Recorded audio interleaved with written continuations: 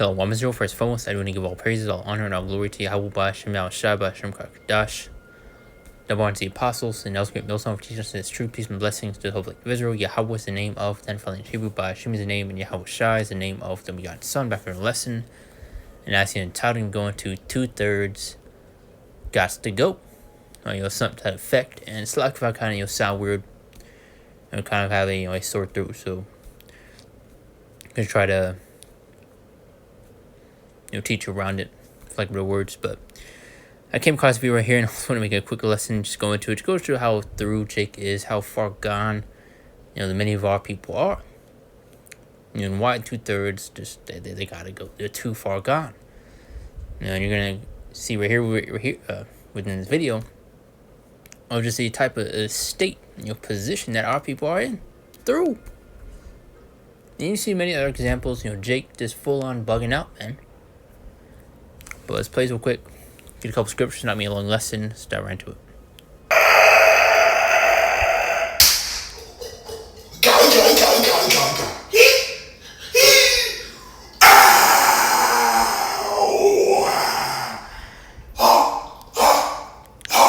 This is the crap that Jake's doing, that Jake is worried about, because it says day 162, which I'm guessing he makes multiple of these. Yeah. So this is what Jake would rather do than seek Yahweh Ba'ashem Yahushua. So to go through just how through once in the 2/3 of our people are. And it's why you get in Micah 2:10 how this place shall destroy you with a sword destruction. I mean, look at our people, man. Literally through. But let's get a couple of these scriptures. Like I said, let me a long lesson. This is Jeremiah chapter 4 and verse 22. As for my people is foolish. They have not known me. They are a sotted children, and they have none understanding. They are wise to do evil, but to do good. They have no knowledge. Our people are destroyed for lack of knowledge, as we're also going to get in Hosea 4:6 to further go into that point. But also going back to the top of the verse, for my people is foolish. Jake is hard-headed, stiff-necked. And you saw within that video, Jake could care less about this too. That's what Jake's worried about.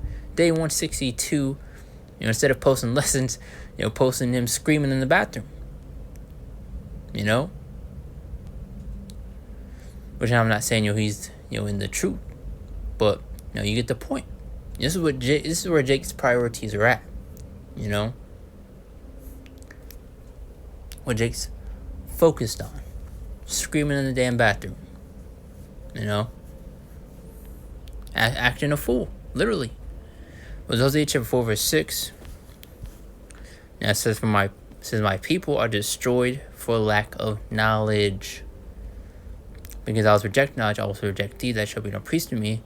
He not forgotten all of thy power, I also forget thy children. So our people are through, destroyed. As I brought that point in the lesson, just an example of the state that our people are in, just completely through, bugged out, man.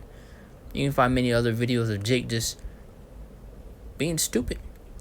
This is one Jake, which I made a lesson well back. We had titled it Jake Gotta Go, or 2/3 Gotta Go, if you're paraphrasing. But he was squirming over food. Like flipping out, making all sorts of sounds. Just going to show how far gone Jake is, man. It's like if I sound like a broken record.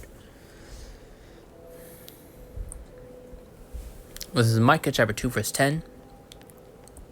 Now it says, arise and depart, for this is not your rest. It's not our kingdom. This is not our rulership. And yet you still have many of our people want to reside within this place. Yet you have the constant rebelling against the ways of Yahweh Ba'ashem Yahushua, wickedness and confusion upheld. It's all backwards and everything's out of place, man. So I get in was Isaiah 5:21, that call evil good and good evil. That call bitter for sweet and sweet for bitter. It's all backwards. Psalms 82 and I believe 5. How the foundations of the earth are out of course. All out of whack. Especially looking at the estate that our people are in. All this confusion and wickedness is upheld within this place. Jake following after it. Really Jake's alright with it, man. This is why 2/3 have to go. Jake loves partaking in wickedness. That's why we just read in the previous chapter how they're wise to do evil. And it says they are wise to do evil, but to do good they have no knowledge. Jake really could care less about this truth, man. Especially 2/3 of our people. Especially if it goes against the fashions of this world, goes against their way of living. When they're told that there's do's and not to do's, the things we can and cannot eat, then Jake has a problem. Whoa, whoa, whoa, whoa. That's Jake for you, man.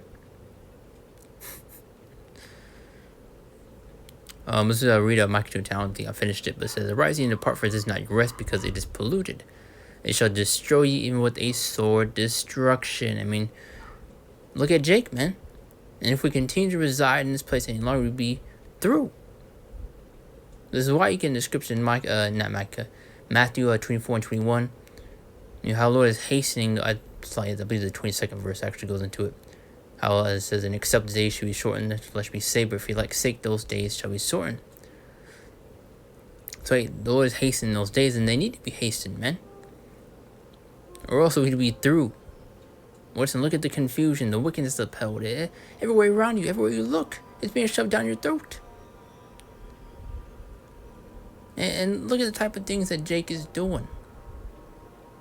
That Jake would rather prioritize and focus on than this truth, than Yahweh Bashim Al Shai. Jake would rather seek out confusion, wickedness. There's Proverbs 1 and 22 to 24. And really the main point I wanted is verse 22, but I read a bit more on down. Now it says, "How long ye simple be love simplicity, and the scorners delight in the scorning, and fools hate knowledge." Our people hate this truth, man. And going back to the top of the verse, "How long ye simple be love simplicity." Jake is simple, man. Hard-headed, stiff-necked, as read earlier. Verse 23. "Turn you out my reproof, behold, I'll pour my spirit unto you. I'll make known my words unto you, because I've called and you refused. I've stretched out my hand, and no man regarded. Many of our people have smacked away that hand." That's why we're trying to push that spirit of urgency to seek the Lord, to repent. Because Yahweh Bashim Shai is getting ready to destroy this place. Ecclesiastes 7 and 2 through 4.